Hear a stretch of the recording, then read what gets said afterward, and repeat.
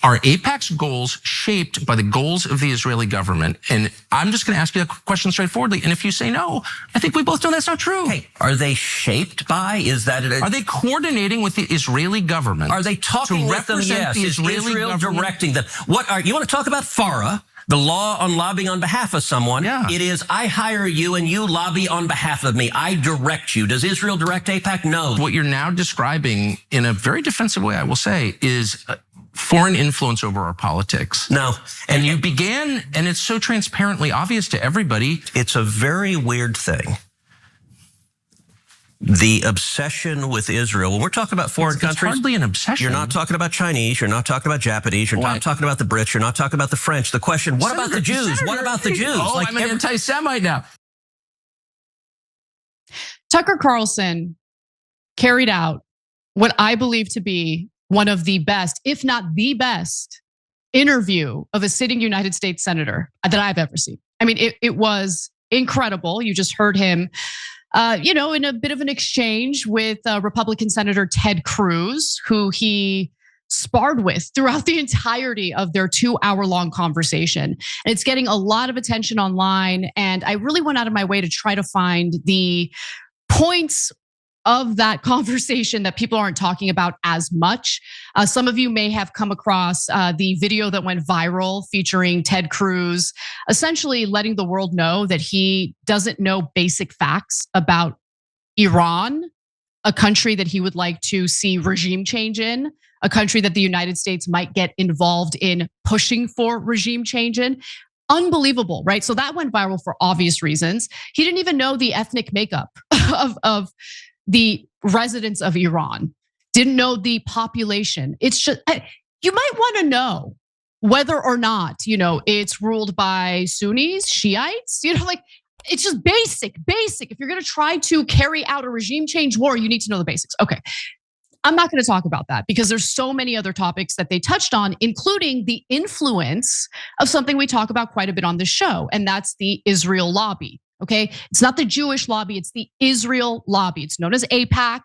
And I say Israel lobby because this lobby isn't about helping Jewish people across the world.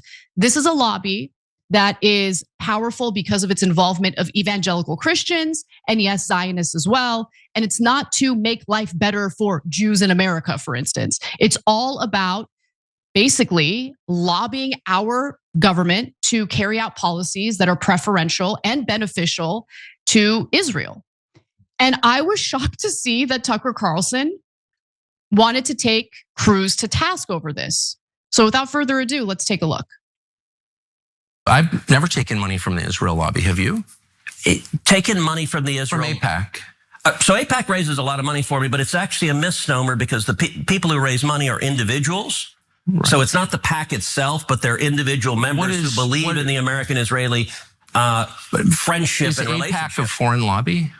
No, it's an American lobby. It's the AIPAC stands for the America-Israeli Political Action Committee. What does it lobby for? So, to be honest, not a whole lot effectively. Listen, I came into Congress 13 years ago with the stated intention of being the leading defender of Israel in the United States Senate. Great. And I've worked every day to do that.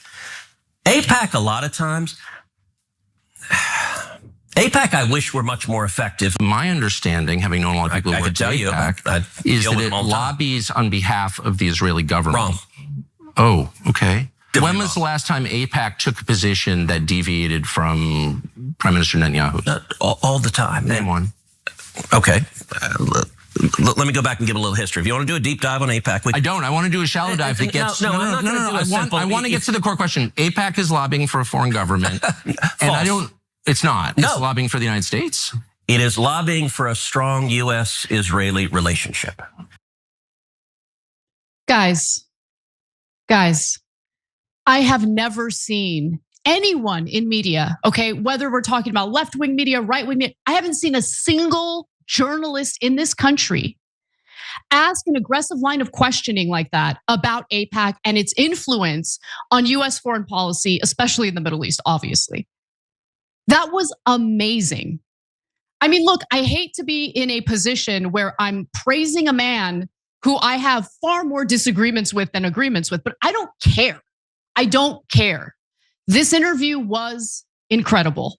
First of all, how illuminating is it that we literally have a sitting United States senator who openly says that he came into the Senate promising to be the #1 representative and defender of Israel, of a foreign country, If that doesn't infuriate you, there's something wrong with you. He was supposed to represent this country, the constituents who voted him in the great state of Texas, right? And he feels like it's totally okay to openly say, I came into the Senate, committed to be the #1 representative, supporter, whatever. I can't remember the exact word he used, but basically to represent Israel's interests. Oh, so look, given that he feels comfortable saying that openly, which I'm not interested in having anyone in Congress who prioritizes any foreign country over our own. I'm Armenian American, right? If someone came into Congress and said, you know what? I came into Senate wanting to be the #1 representative of Armenia, I'd be like, but why? No, I don't, we have problems here. And I think I finally figured out what's making Tucker tick, like what the big change with him has been. I think he's looking at the conditions we're all living in this country, the drug overdoses, the extreme poverty, the homelessness. And he's asking himself, why are we so focused on foreign conflicts or what's happening outside of the United States? Okay, so there's more, because you can tell Ted Cruz is getting a little bit uncomfortable. He's getting increasingly defensive, but then he finally just can't hold back anymore. And he says the quiet part out loud. Let's watch. How much contact do you think AIPAC leaders have for the government of Israel? No idea. I imagine some. I think the government of Israel is often frustrated with AIPAC because AIPAC's not nearly strong enough. Do you think there's any coordination between the government of Israel and AIPAC? Do they talk? Sure. If you're lobbying for more US-Mexico trade, would you talk to people in the US and Mexico and the government? Sure. My question is not, is it outrageous that foreign governments lobby the United States? They all do, okay, including Israel. My only question is, why don't we admit that is what's happening? You're denying it, but it's true. Yeah, and what you're saying is false. Why aren't they registered as a foreign lobby? Because they're not. They're not a foreign lobby. No, they're not. I'm only trying to get to the question of what AIPAC is, and I don't think you're being straightforward about it. AIPAC is lobbying on behalf of the interests of a foreign country, and they're not registered. And you're saying, no, that's not true. You're saying that they don't coordinate with the Israeli government. Of course, I coordinate. Do they talk with them? I don't know what they do. But why don't you care? Isn't it meaningful if a foreign government? Hey, I talk with Israel all the time. I talk with foreign countries all the time. But the law is, and a lot of people have been prosecuted under this law, that if you are lobbying on behalf of foreign government, you must register. That's it. That was incredible. Senator Cruz has never been asked those questions in an interview, ever. He did not come prepared to be asked about the foreign influence of our foreign policy through groups like AIPAC. That was so important for a conservative or right-wing audience to hear about, because it helps people to understand why policies are what they are in this country, why we pursue the type of foreign policy that we pursue. So I really appreciated that Tucker didn't, he had the follow-ups, he held Senator Ted Cruz's feet to the fire. And I think that it was illuminating for a lot of people who might not have known the extent to which AIPAC basically influences our politicians to carry out policies that don't really benefit Americans, but certainly benefit the country of Israel. And in a lot of cases also destabilize the Middle East, especially when we're talking about regime change wars. So I want to just quickly talk about the big lie that he tried to tell in that line of questioning, right? So Ted Cruz is like, no, it's not a foreign lobby. I mean, these are Americans. They're not doing any coordination with Israel. But they literally are. So one of my favorite journalists, Lee Fong, posted this on X. Let's take a quick look at this. So you'll see a picture there of Israeli politicians, and it's a post. He quote tweeted a post by Israel Katz, and he says, Lee Fong says in his response to it, Ted Cruz told Tucker Carlson that AIPAC doesn't coordinate with the state of Israel, thus does not need to register under FARA. That's plainly not true. They discuss coordination openly. Here's an Israeli minister stating that he asked AIPAC to lobby Congress on the International Criminal Court issue. So Israel Katz wrote that this evening I met with AIPAC leaders, and he names them. The state of Israel owes them much for their longstanding support. I asked them to work with the administration and Congress to take dramatic steps against the decision by the prosecutor of the ICC to demand arrest warrants for Prime Minister Netanyahu and Defense Minister and the Defense Minister. So, I mean, that's just open admission of coordination. You have an Israeli politician openly admitting that these Israeli officials are meeting with, coordinating with members of Congress in order to get the type of policies they want. And it's total. I mean, if this were a group of Russian politicians, it would be considered foreign influence. It would be considered coordination. And failure to register as a foreign agent would be a problem. It might lead to prosecution. But for whatever reason, Israel tends to benefit from this weird double standard. And so this is all to say that Ted Cruz, whose top contributor, campaign contributor, is in fact AIPAC, was lying to Tucker, lying to you, lying to the entire audience. Throughout his career, he has taken in $562,593 from AIPAC specifically. Just something to know about. Now, as I know all too well, if you have specific critique or criticism of the great country of Israel, regardless of how credible or valid that criticism is, you're automatically shut down as an anti-Semite. Israel defenders never substantively address the criticism or critique. And so what you're about to see is Ted Cruz essentially try to pull the same tactics. Let's see if it worked. It's a very weird thing.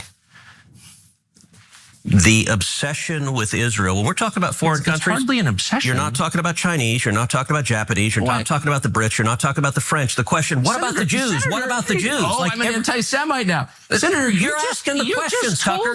You're asking, why are the Jews controlling our foreign policy? Senator, that's what you just asked. Hardly saying that, and I have. That is exactly what you just said. Well, actually, I can speak for myself and tell you what I am saying. Good. It's interesting you're trying to derail my questions by calling me an anti-Semite, which you are. I did not. Of course you are. And rather than be honorable enough to say it right to my face, you are in a sleazy feline way implying it or just asking questions about the Jews. I'm not asking questions about the Jews. There's nothing to do with Jews or Judaism. It has to do with the foreign government. Isn't Israel controlling our foreign policy? That's not about the Jews. You said, I'm asking you. And by the way, you're the one that just called me, I think, a sleazy feline. So let's be clear. It's sleazy to imply that I'm an anti-Semite, which you just did. No, I just said, why is that the only question you're asking? You answer it. Give me another reason. If you're not an anti-Semite, give me another reason why the obsession is Israel. I am in no sense obsessed with Israel. We are on the brink of war with Iran. And so these are valid questions. Let's just briefly discuss the hilarity of someone like Ted Cruz, who just earlier said, I was voted into the Senate to be the #1 representative of Israel, accusing Tucker Carlson of being obsessed with Israel. And by the way, at no point in this conversation did Tucker Carlson say anything about the Jews, ever. And that's another tactic that gets used. I mean, I just experienced it myself when I was debating someone on her take about potentially going to war with Iran over nuclear weapons that don't even exist. All he could do was accuse me of supporting Hamas. I hate Hamas. You guys know what my comments were about Hamas after October 7th. You guys know what my comments were in regard to some of the people who were defending Hamas after October 7th. I am in no way supportive of Hamas. Oh, you love the Iranian regime. No, I just don't want to do a regime change war and further destabilize the Middle East and destabilize a country of 90 to 92 million people with no strategy, no plan in place. But it shuts down the conversation real quick when someone just accuses you of being an anti-Semite. And that's the one smear that for the longest time would stick to people. It would stick even though there was no evidence of it. But I think those who use that tactic have overplayed their hand. Because now so many people have spoken out against Israel's war crimes, for instance, that everyone's been called an anti-Semite if they've had the right stance in criticizing Israel and Benjamin Netanyahu for the war crimes that have been committed. So it's lost its power. And I think that as a result, it kind of empowers someone like Tucker Carlson to just be like, no, I'm not an anti-Semite. I know what you're doing here. Answer my questions. And I really appreciated that. For whatever it's worth, this is not me providing cover for anything he said in the past. This is not me co-signing onto everything that he believes. This is me talking specifically about how he handled himself in this interview, and it was fantastic. I have no problem saying it. I wish that this served as an example to all journalists, all people in this profession, because I want to see more of this. I don't want this to be so novel, but it is. It's novel. In fact, watching how he carried out this interview made me self-reflect.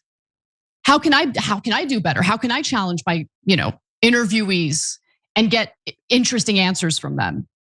So anyway, I thought that was an illuminating part of the conversation. I think people are waking up to the influence that the Israel lobby has. John Mearsheimer, political scientist, you may have heard of him. He does a lot of media, especially these days. He and his co-author were like run out of town because they're the ones who published that book, The Israel Lobby. It's a fantastic book. It explains how foreign policy gets made in this country, why so much of our foreign policy seems to be beneficial to Israel.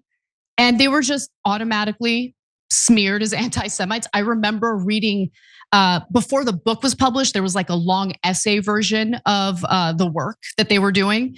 And that was what we read in one of my graduate school classes. And people were so offended, but I was like, wow, this is really interesting. I mean, it's cited. Obviously, they're providing receipts. This seems to be a bit of a problem. But I think a lot of people are afraid of being smeared as anti-Semites, so they just kind of go along to get along. But when you do that, you're not really living in a country where your government puts you first. And I think that's a huge problem. And that's what Tucker Carlson was trying to get at there. Mamdani, are you going to support him? I have learned a long time ago, let New York politics be New York politics. We got enough challenges in Jersey. You are the United States Senator representing the state of New Jersey, which, I don't know, is that super far away from New York City, Cenk? Yeah, no, it's not. And that, by the way, that's why I didn't endorse Bernie Sanders, because Vermont is too far from California. So I was like, I'm frozen. I don't know what to do. What a coward. What a complete and utter coward. So New Jersey. Hold on. Before we get into all the horrible things about Cory Booker, and you really should watch this. We are asking on TYT.com, do you believe Cory Booker's stated reasons for not endorsing Zoran Mamdani? Yes or no? So do you believe him that because New York is 10 miles away, he can't possibly endorse? So I'll come back to that issue as well, but let's get going. So this places Cory Booker in the same league as other corporate Democrats like Senator John Fetterman, Senator Chuck Schumer, and House Minority Leader Hakeem Jeffries, who are too cowardly to either endorse Mamdani or just tell us what you actually think, right? They won't do that. They won't tell you the truth. So before Cenk and I hash out and debate why we think Booker is holding out an endorsement, let's watch Booker's full exchange with CNN, and then we'll get into it. Let's watch. I'm wondering if part of the issue with your party, do you think, is not embracing enough of the energy on the left flank of your party? You're seeing what's happening in your neighboring state in New York, Zoran Mamdani. Democratic leaders are not supporting him. Is that a problem? Do you support him? So you and I are going to have this conversation. And I'm going to say to you one day, I told you so. This is not a left-right issue. It really isn't. It is an authoritarian versus people who want pragmatic government that makes a difference in the lives of American people. I'm one of these people that says the lines that divide us in America are not nearly as strong as the ties that bind us. Big corporations, people want to keep our eyes on the screen, want to pit us against each other and tell us how much we should hate each other. I'm sorry. the left-right lens is not the right lens to look at this right now. Mamdani, are you going to support him? I have learned a long time ago, let New York politics be New York politics. We got enough challenges in Jersey. I got a governor's race. I'm supporting Mikey Sherrill. I got legislative races. That's where my energy is going to go going into November. New York City, I love you. You're my neighbor. You're about 10 miles from where I live. You guys figure out your elections. I'm going to focus on mine. There is no left versus right issue here. The issue is whether a Democratic senator is willing to endorse the Democratic candidate in the mayoral race in New York City. And clearly, Cory Booker doesn't want to do that. And the real question is why? Why doesn't he want to do it? Could it have something to do with the fact that he is heavily funded by AIPAC? And maybe he knows that his masters don't want him to support a guy who said this on the debate stage for the mayoral race? Let's take a look.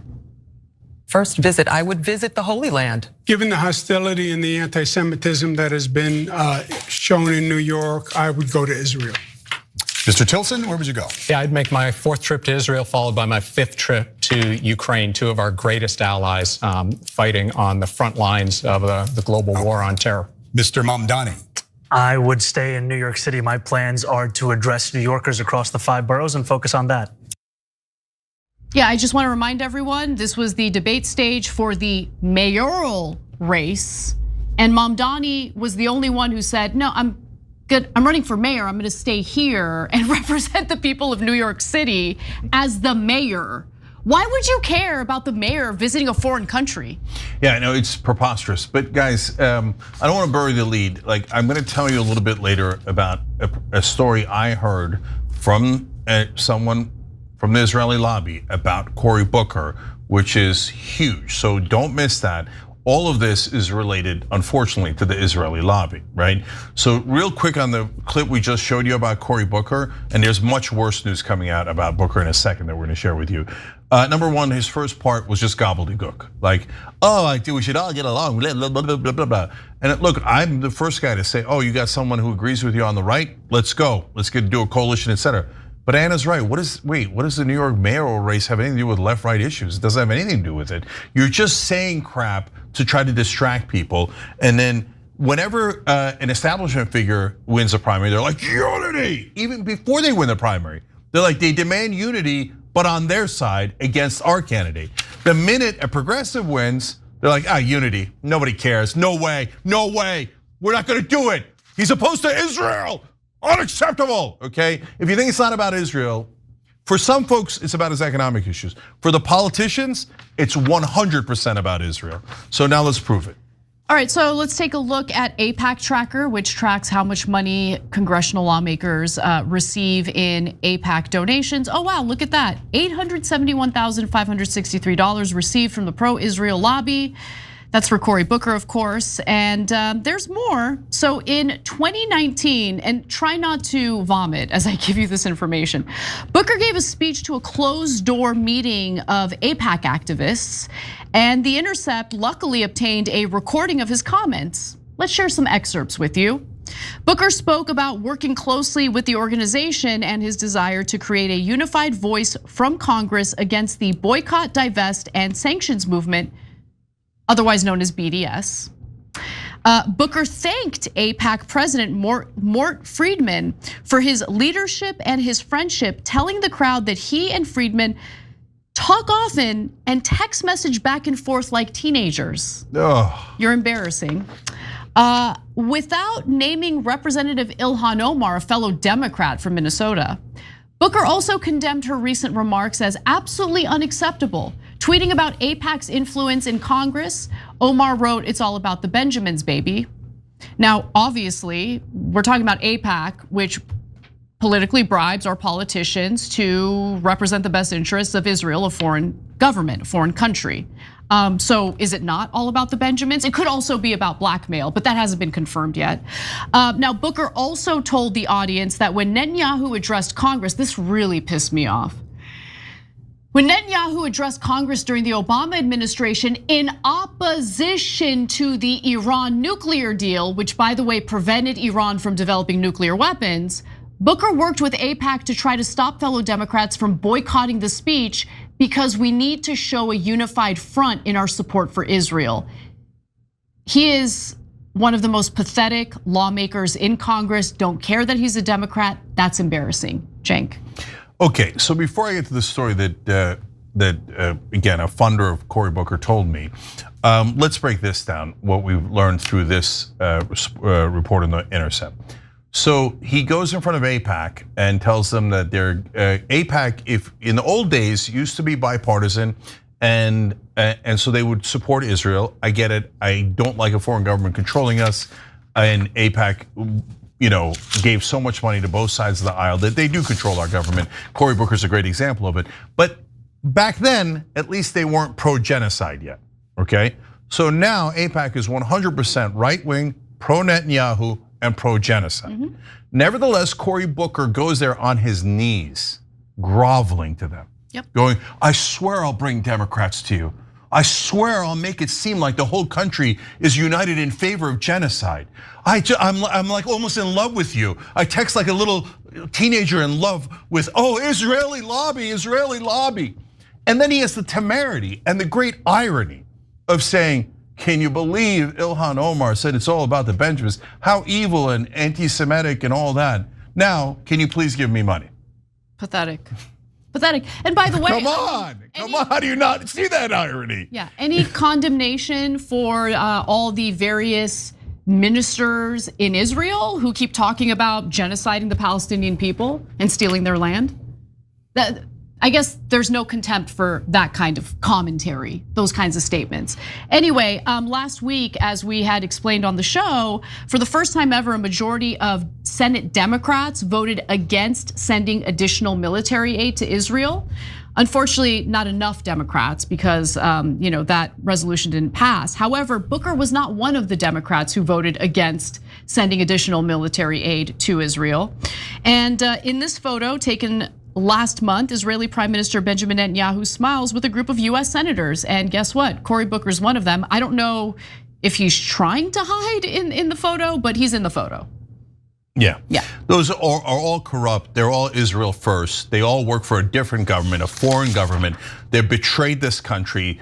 They take money from AIPAC. They sell you out for money and power and fame. They're disgusting. Senator Ted Cruz is high on that list, as you saw in that picture. And so is Senator Cory Booker. If you're a Republican or a Democrat, please snap out of it.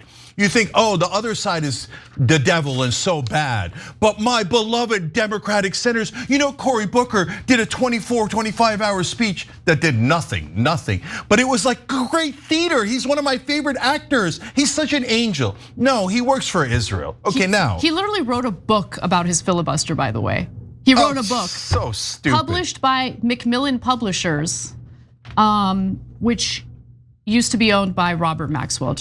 Anyway, go ahead, Jay. Okay, that's the legendary Israeli spy who stole our nuclear secrets and gave it to Israel.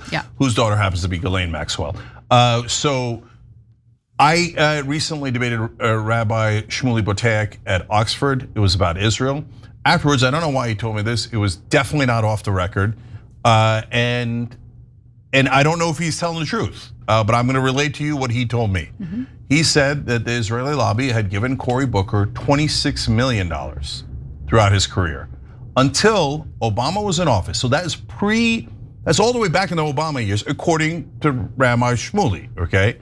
And he said that once Booker, to his credit, said that he agrees with Obama on the Iran deal, even though you just saw, he said, but don't worry, I tried to rally the Democrats to kiss Netanyahu's ass anyway. And maybe that was him trying to go over the top to try to get back into good graces of the AIPAC donors, right? The Israeli donors, Israeli supporting donors. But he did do the right thing on the Iran deal. And Rabbi Shmuley said, then we cut him off. From then on, until he got back into their graces, he got no more money. I don't know why he said that to me. He knows we don't agree on Israel. I don't know if he was bragging and saying, we control all of them, right? So that's interesting context. And Rabbi Shmuley is an interesting character. And if you say I don't really believe him, okay, no problem. I'm just relaying to you what he told me, okay? So now, Cory Booker, with all of that context, in the middle of starving Palestinians to death, goes and gives a speech at AIPAC about how much he loves and adores Israel and how he will work overtime to make sure that the Democrats also obey Israel and that there's no real fight. Like, don't worry, guys. Maybe we'll go out there and do some optics like my filibuster stand on a bill that didn't exist. It's the most empty filibuster in American history, right? But like that, I will do optics where we'll go huff and puff. Oh my God, we are slightly concerned about the Palestinians. And then we'll let you slaughter them. Where's the check? Give me the money, give me the money, give me the money. By the way, it's not, I can't believe Ilhan Omar said it's all about the Benjamins. Where are the Benjamins? Where are the Benjamins? Okay, I'll kiss your ass. I'll do anything for Israel as Cory Booker. Cory Booker is useless. And all that smiley fake stuff, what a sick actor. Like, hey, I don't know anything about New York. Who's around Mamdani? I try not to get involved. It's 10 miles away. Happy talk, happy talk. Okay, and what drives me crazy is that for decades, Democratic voters have been tricked by actors like Cory Booker. And they believed mainstream media, they believed MSNBC, that Cory Booker was a good person, trying his hardest to help you. But golly gee, all the money went to Israel. Wow, there was nothing Cory Booker could do. Hey, can we get paid family? Israel has paid family leave. Can we get paid family leave? Oh, there's nothing we can do. We had to give the money to Israel, but we couldn't give you paid family leave. Well, Jake, we gotta work. We gotta earn money. We're the top pay pigs for the genocidal regime in Israel. So look, you can hate Cory Booker and you should, okay? You should despise all of these greasy, lying politicians who don't represent you at all, okay? But remember, if you just take it out on Cory Booker, you're missing the point. Ted Cruz is at least as bad. I mean, you add in the other stuff that Ted Cruz does worse, but it doesn't really matter. It's a tie at 0. Almost none of them represent you at all, and it's not just about Israel. They'll do anything for donors. So you think if it was Norway that was giving him legalized bribes, Cory Booker wouldn't be on his knees for them, and Ted Cruz wouldn't be beating Cory Booker off to get there first, right? It's almost all of the Republican politicians and almost all of the Democratic politicians. Stop believing that your side is angels because Fox News or MSNBC told you, or the New York Times told you. They're all crooks. They don't represent you at all. The only people you can trust are people not taking corporate PAC money and not taking dirty, disgusting, blood-soaked AIPAC money. Congressman, how do you sleep at night? I sleep great. There are 2 million people being starved in Gaza. Ilhan Omar is not pro-America, and frankly, she endorses and supports Muslim terror. We nuked the Japanese twice in order to get unconditional surrender. That needs to be the same here. There is something deeply, deeply wrong with this culture, and it needs to be defeated. Those grotesque statements were uttered by Republican Congressman Randy Fine, arguably one of the most depraved members of the United States Congress. So depraved, in fact, that for a hot second, people thought that even AIPAC, the Israel lobby, the powerful pro-Israel lobbying group, saw him as too much of a liability to continue endorsing. Turns out that's probably not true, though. So we'll get to that in just a second. But last week, as reports of starvation in Gaza started to pick up, this genocidal maniac posted the following messages. Release the hostages, until then, starve away. This is all a lie anyway. It amazes me that the media continues to regurgitate Muslim terror propaganda. Except no one is regurgitating Muslim terror propaganda. We have eyes, we have ears, and we can literally see the starving children in Gaza. We can see it. Okay, maybe he's blind. I don't think he is. I think he's pretending to be, but we all see it. The children who have been reduced to skin and bones. The 147 Palestinians who have died of starvation, 88 of them being children. The only terrorist that I see here, or terrorist sympathizer that I see in this whole equation, is unfortunately the United States congressman that we're hearing from. But here's more. He says there is no starvation. Everything about the Palestinian cause is a lie. I'd like to see him go 24 hours without eating. Yeah, put Randy Fine in Gaza for 24 hours and watch that pig squeal. I've got a lot more thoughts about that terrorist in a minute. So then yesterday, AIPAC appeared to drop their endorsement of Randy Fine, which made some think, oh wow, maybe even AIPAC has, some morality. The group endorsed him, by the way, ahead of his House race earlier this year and poured more than $126,000 into his campaign. But his name was no longer coming up in their database of endorsed candidates on Monday evening, right? So that made people think, oh, maybe AIPAC no longer wants to endorse him. Maybe they see his public statements as too much of a liability and they want to distance themselves. Now, in response to the Times of Israel's report about this, AIPAC actually shot back, writing on X, this reporting is based on an unsourced speculative piece. We will be endorsing candidates for the 2026 election throughout the cycle. Current endorsees for 2026 so far are listed on the AIPAC website.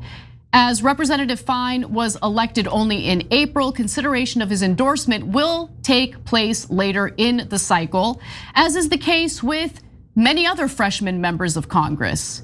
So in other words, if you made the mistake of thinking the fine people over at AIPAC think that Randy Fine's disgusting, grotesque statements are a bridge too far, don't make that mistake again, because AIPAC has shown what they're willing to support, what they're willing to back, as long as it provides cover for the state of Israel.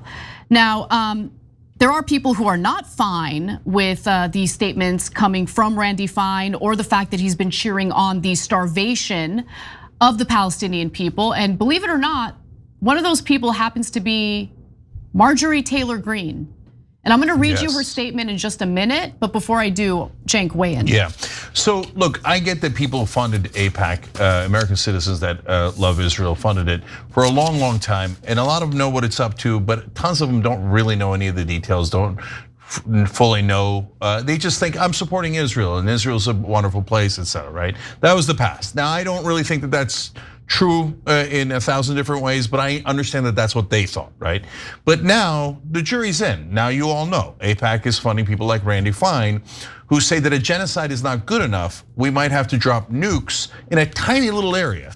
It's the size of Las Vegas. Actually, now they're scrunched into a concentration camp that is much, much smaller than Las Vegas. If you drop a nuke in there, then we're not talking genocide anymore. We're talking Holocaust, because you're trying to kill them all. There's millions of people there, right? So, and he says, starve them all, kill them all. This is a genocidal monster and an obvious terrorist. It's disgusting. Obvious, right?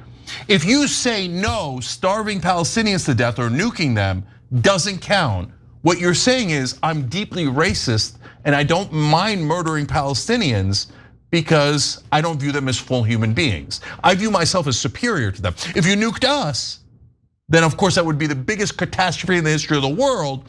But I'm going to fund AIPAC, which is going to give money to this terrorist, who's, by the way, sending Israel money to ironically starve the Palestinians. So it's not like that Israel isn't already doing a genocide. If you're sending, going forward, if you're sending money to AIPAC. Please don't. No, you're declaring, now I'm telling you, you're declaring that you're in favor of genocides, and you never get to say never again. Ever, because that's you saying, no, never again to me, but I'd like to pay to make sure it happens to other people. Okay, so there's no, you can't argue when it's Randy Fine and he says kill them all. You can't argue with it. And AIPAC goes, no, that's the kind of morally depraved guy we like. And did you notice what that fat ass terrorist said? He said, there's something deeply, deeply wrong with this culture. Which culture? The culture that says murder every Palestinian? There's nothing wrong with that culture. But the culture says, can you please stop killing us? Oh, there's something wrong with that culture. They should know they're defeated. If they don't know that they're defeated and occupied, and they should give me all their goddamn land, otherwise murder them all. That's a terrorist you're looking at there, Randy Fine. By the way, is there a big censure movement to censure a guy who's is pro-terrorism, pro-Holocaust? Nothing. Democratic Senator. Where's the anti-Semitism? Where's the anti-Semitism? I found one student on a college campus. Let's do congressional hearings. Oh, you like to murder all the Muslims? Who cares? Yeah, that's exactly right. That's exactly right. And in fact, on Breaking Points today, Crystal Ball specifically asked Democratic Senator Slotkin whether there's any effort to censure Randy Fine for the statements he's been making. I can't wait for this. And She says, no, not that I know of, but that she would allegedly support an effort. Or allegedly, why don't you start it? Why don't you start it? No, because you get funded by AIPAC. Yeah. She's not gonna start it, she's not gonna vote for it. By the way, all the Democrats, Johnny come lately Democrats, I am horrified by what's happening in Gaza. Oh, is that why you sent them $500 million 2 days ago? Exactly. You're not horrified, shut up, you hypocrite Democrats, pretending you're good guys. What did you do under Biden? You sent them $20 billion to continue the slaughter. Don't, shut up. Oh, that of course also goes for Republicans. Yes. I've got one thing I don't want to say, but go ahead. Okay, so I want to get to Marjorie Taylor Greene because despite everything that we have criticized her for in the past, and those criticisms stand, I have to give her credit for not only calling out Randy Fine for the pig that he is, but for calling what's currently transpiring in Gaza what it should be called, a genocide. She posted on X, I remember the first time I met Randy Fine when he was a candidate before he barely won Florida's deep red 6th district seat. As we were being told he might actually lose the seat because the strong Trump district couldn't relate to him and didn't like him. He was telling me that he and his wife were looking forward to moving to Washington and he hadn't even won yet. I said to him that Washington isn't a good place to live and he should live in the district he will represent. You know, that whole representative thing, but he was adamant that they did not want to live in the district. And I thought, no wonder that district doesn't want to elect him. I can only imagine how Florida's 6th district feels now that their representative that they were told to vote for openly calls for starving innocent people and children. It's the most truthful and easiest thing to say that October 7th in Israel was horrific and all hostages must be returned. But so is the genocide, humanitarian crisis, and starvation happening in Gaza. But a Jewish US representative calling for the continued starvation of innocent people and children is disgraceful. His awful statement will actually cause more anti-Semitism. The voice of reason in this whole scenario, in this story we're covering, happens to be Republican Congresswoman Marjorie Taylor Greene. Who had that on their bingo card? And for that statement, I commend her. I commend her.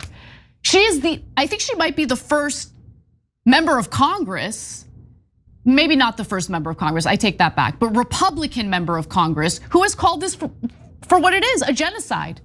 Yeah, no, I'm not going to couch it in anything. Obviously, 100%. It's a great statement, and if you say, "Well, I don't like Marjorie Taylor Greene, so I don't want her help in ending the genocide," you're a deeply selfish person. 100%. I don't want anything to do with you. Okay, what's stopping us from fighting her on immigration? Nothing. What's stopping us from fighting her on any other issue? Nothing. But if you say no, don't give her credit on this, there's something wrong with you. Okay, so it's a great statement by Marjorie Taylor Greene, and I'm proud that we had her on when she blocked a bill that was going to prevent anyone from boycotting Israel in America. That was going to take food off their table, etc. She didn't just say it; she voted the right way, she acted the right way on this issue. Okay, so now, if you, by the way, why did I say, hey, I think right-wing populists? Or it might be interesting to talk to and engage with, etc. Did I think that they're all magically going to become progressives overnight? No. Did I think they're all magically going to say, hey, we were wrong. I wish I voted for Kamala Harris. No, okay? But because they're honest, they might be honest in ways that bother us. They'll say things that we're like, whoa, I wish you hadn't said that. I wish you weren't so honest about that, right? You get a bland vanilla Republican, he'll go, corporate tax cuts, etc. He won't say anything that's offensive, he'll just rob you in the middle of the night. A good little robot, right. Yeah. But at least when you have people who are honest, even with some opinions that we hate, when it comes time and there's a genocide and you need people to be honest on the other side, the corporate guys will never, ever, ever be honest, Republican or Democrat. That's why populism is better. Because even with all of its mess, you at least have people who can deal in reality instead of the giant lies that the establishment and mainstream media have been enforcing on us all these years. And finally, look, if folks think that there's nothing wrong with what's happening in Gaza, am I allowed to say, I wish what happened to Gaza happens to Tel Aviv. Now, you know that if I did say that, there would be hell to pay, right? Right. So I'm not saying that because I would never be that monstrous. But if there's nothing happening in Gaza that's objectionable, why wouldn't you want it happening in Tel Aviv? What's good for the goose is good for the gander. I thought there's nothing going on. There's no starvation. There's no harm. There's no nothing. There's nothing happening in Gaza. It's just the most moral army in the world handing out flowers and rainbows to everyone. So why wouldn't you want it to happen to Tel Aviv? Oh, right, because you know it is a genocide, and what's happening to Gaza is one of the most despicable things we have seen in our lifetime. I love having the speaker, minority speaker, Hakeem Jeffries. Because I'm a political nerd. Like I love talking Charlemagne politics. hates him. You do?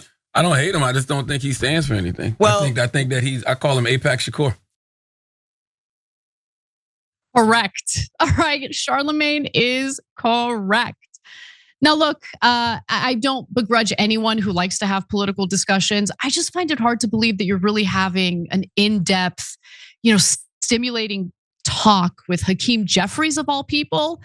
That's not to say that he's dumb. He just doesn't really come across as a charismatic person who has deep thoughts. But nonetheless, on yesterday's edition of The Breakfast Club, Charlemagne was joined by Claudia Jordan and Erica Cobb. And while Jordan said that she absolutely did enjoy having a chance to interview House Minority Speaker Hakeem Jeffries, Charlemagne obviously not so impressed. So here's more of the back and forth with Jordan. Take a look.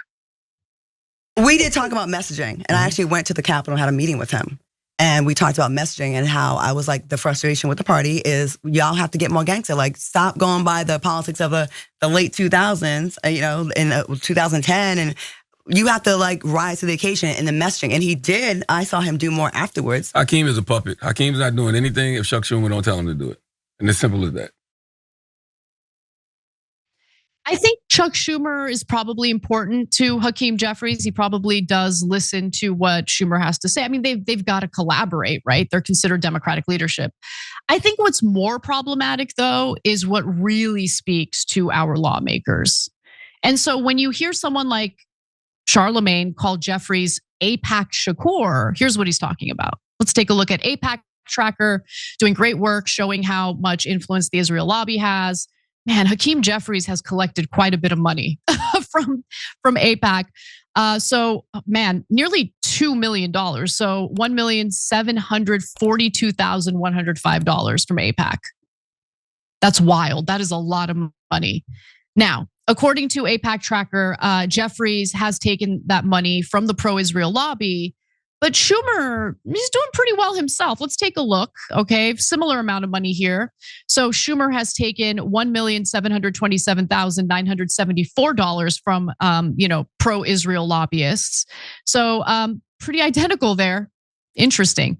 Now, both of them are from New York, and they are also both still refusing to endorse the Democratic primary winner for the mayoral race in New York City, which is incredible. Of course, I'm talking about Zoran Mamdani. And over the weekend, Dana Bash actually asked Hakeem Jeffries why he's holding out on his, endorsement. And here's how that went down. What does he need to do to secure your endorsement? Well, we had a very candid and constructive and community-centered conversation a few weeks ago before he went off to Africa. I've, of course, been on the road for the last several weeks, dealing in part with the Republican effort to try to rig the midterm elections through their gerrymandering scheme. It's pretty, just for context, it's pretty unusual for a high-ranking Democrat like yourself to withhold the endorsement of your party's nominee for candidate for New York City mayor. So what are you hoping to hear from him that you haven't yet? I don't think we've withheld an endorsement. We are engaging in a conversation about the future of New York City, about the issues that need to be addressed, particularly the housing crisis. Does it have anything to do with the fact that he hasn't denounced using the term or supporting the term globalize the Intifada? Well, listen, I've raised several of the issues with him privately as well as publicly, spoken about some of the concerns that I've had. The only thing that could maybe help me gain a modicum, not much, a modicum of respect for Hakeem Jeffries is if he just had his mask off moment and said, listen, one of my top donors doesn't like that Mamdani doesn't want to visit Israel as mayor of New York City. So I'm not going to endorse him because I follow orders from my donors. Just say it, just be honest. Instead of like playing this like cat and mouse game with the press over why you won't endorse the Democrat who won the primary for mayor of New York City. It is wild. And the guys, he never said globalize the intifada. He refused to condemn it because he doesn't want to play the games that members of the left are oftentimes forced to play in various interviews. I mean, just think about how many times people who have been critical of Israel's conduct have been forced, okay? Not you don't even have to force, okay? I condemn what Hamas did on October 7th. It's not that difficult. But when you're like a year and a half into a freaking genocide that's being carried out by Israel, and the first question you have for me is, do you condemn Hamas? It's pretty frustrating. So you have to do all the throat clearing before you can finally address what's happening here and now. So for Zoran Mamdani, he's like, I'm not gonna play that game. And you know what? I respect it. He didn't take the bait. He's not gonna be pushed around. Again, his policies aside, and I'm a little bit worried about some of his policies. I'm gonna keep it real, okay? But putting that aside, the more they attack him for these types of things, the more I like him. Because he's willing to go against the grain. He's not willing to be bullied by corporate Democrats, corrupt Democrats who are far more concerned. Hakeem Jeffries sitting there talking about, I'm worried about affordable housing. No, you're not. How long have you been in Congress, you bitch? You've been in Congress for so long. What have you done for affordable housing? Don't sit there and lie to us about how you want to do something about housing. The Democratic Party in Congress has been absolutely useless on the issues that they purport to care so much about. So do not deflect and tell me, I'm too busy with the housing issue. I'm gonna skip ahead because Dave Smith was on Joe Rogan's podcast recently. And it's really interesting to hear how some of the more open-minded people, libertarians, even some people who consider themselves right-wingers, how they've been kind of talking about Mamdani. Because typically you would think of right-wingers as individuals who like fear-monger about Mamdani being a Muslim. Ooh, this is gonna be the Islamification of New York City. And to be fair, there are plenty of disgusting Islamophobic right-wingers who say that. But in terms of those who have a bigger platform, they're not saying that. In fact, they're taking a good hard look at how Mamdani is being treated by the Democratic Party, and they've got some interesting things to say. So let's hear what Joe Rogan and Dave Smith had to say. I also don't agree that this should be this massive coordinated campaign from both sides to make sure that he doesn't get into power. Yeah. Because you don't agree with them. Like, I think a lot of the stuff he's saying is ridiculous. Like using New York City funds to pay for transgender surgeries for people who can't afford them. Like, I'm a nay on that. Yeah, but it just sounds nuts. It sounds like you're only going for that nutty vote. You want that nutty vote. But what is this? Are we allowed to disagree? So I disagree. I don't support that. I don't support a lot of the stuff he's saying. The raising of taxes, I think, is going to be really problematic, but I'm not an economist. But what is this game we're playing? Is it the people get to vote? Because the people voted, and they voted and he won the primary. So it's supposed to be the Democrats get behind him, and then it's the Democrats versus the Republicans. Or are we doing something different? No, the people get to vote, but if they vote wrong, then the powerful might have to come in and let the people know that they have erred. And that's what Andrew Cuomo is trying to do. He is appealing to Trump to try to get Trump to get the Republican in the race to drop out, thus solidifying the independent vote and I guess the right-wing vote for Cuomo so he can maybe beat Mamdani. That's the kind of game that he's going to try to play here, which screams, I don't really care about democracy. I don't like the results of the primary, so I'm going to try to play games in order to give me an upper hand and potentially beat Mamdani. Look, again, take the policy out of it. I want to have a deeper discussion about whether or not we live in a country that values the democratic process. Because I heard a lot from Democrats about how important it is to protect our democracy. But when it's convenient for them, or when they're faced with a Democratic politician who's inconvenient for them, all of a sudden democracy goes out the window. The will of the people doesn't matter. And so I'm really happy that Rogan called the Democrats out on this. And honestly, Mamdani, just the mere fact that he is different from corporate Democrats in that he wants to pursue some of these more, socialist policies when it comes to certain areas of his agenda. That was enough to get the mainstream Democratic Party against him.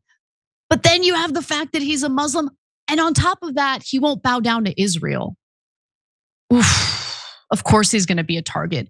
But nothing has been more of a white pill. I've been talking about the black pill a lot on this show, right? Nothing has been more of a white pill than to see how unstoppable Mamdani has been in the face of these ridiculous, unfair attacks.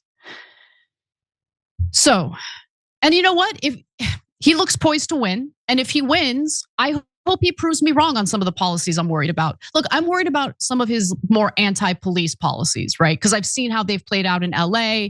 It's bankrupting us now because we pay so much for police overtime and we're short about 1,500 deputies.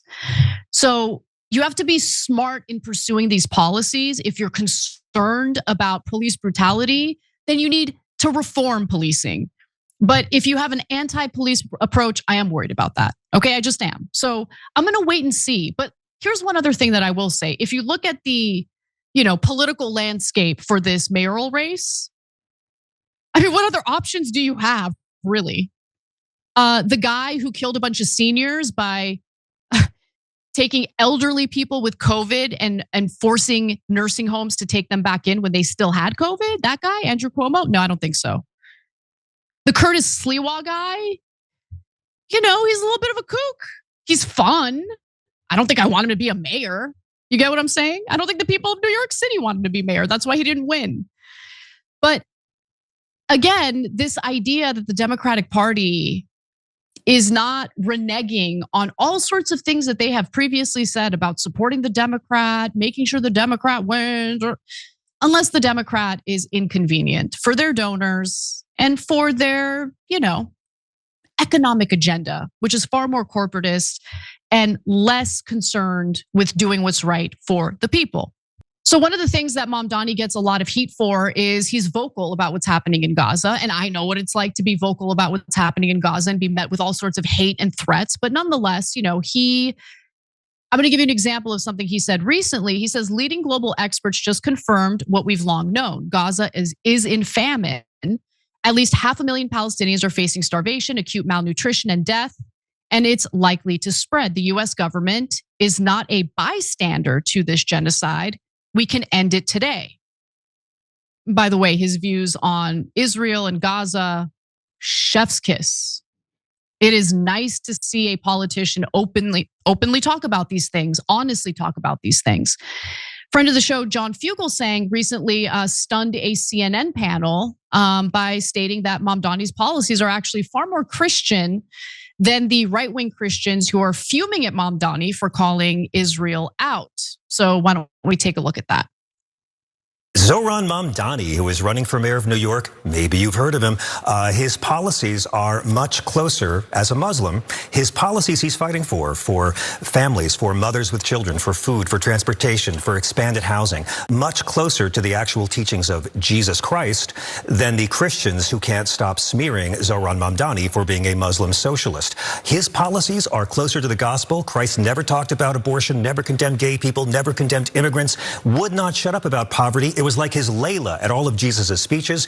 He's actually doing what Christ called for as a Muslim, and it's infuriating right-wing Christians. Okay, wow. Go ahead. I'm a little lighter than that. Fugelsang is great when it comes to, sussing out the fakers, the religious people who are really just fakers. And I love what he had to say there. Look, I'm excited about the fact that it does appear that the Democratic voters are hungry for something different. And that's what we need. I'm hard on the Democrats. And when I say that I'm hard on the Democrats, I specifically mean those in positions of power who have abandoned their voters, who have not done right by their constituents, who are corrupt, who are feckless. We need to stop providing cover for them merely because they're Democrats. You can't change these issues unless you admit that you have a problem. And right now, Democratic leadership is a problem. Seeing someone who identifies as a Democrat who won't back down, who actually is a fighter, is really nice for a change. And so we'll see what happens in the general, but he does appear poised to win, and we'll see how his policies play out. But the fact that we finally have a Democratic politician who is openly criticizing the genocidal government of Israel, and the more he does it, he doesn't really get hurt by it, is fantastic. And by the way, huge portion of people who voted for Mamdani happen to be Jewish New Yorkers. I love it. Absolutely love it. So, sorry, Jeffries. Sorry, Schumer. I can't wait for the day those guys are voted out of office so we can get real Democratic leadership to represent Democratic voters. Because right now, we don't have much. We really don't.